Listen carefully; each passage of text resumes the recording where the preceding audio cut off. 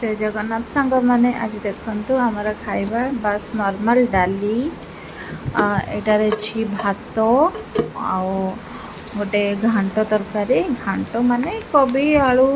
आउ कैप्सिकम गाजर एमती पड़ी गोटे पनीपरिया तरकारी आउ पांपड़ भी ता सहित पांपड़ सालाड पांपड़ हूँ जीरो ऑयल बस एमती सेकिकी खाइबा को पड़ुछि कहीं आम टे तेल को बहुत एवॉइड करुच्छे ना से तो एमती करके खाइबा खाइबो देन मु क्लास बाहरी गली क्लास आमर आई शैडो मेकअप आज क्लास थिला तो मैम से देखते एलईडी केमती कौन कौन ना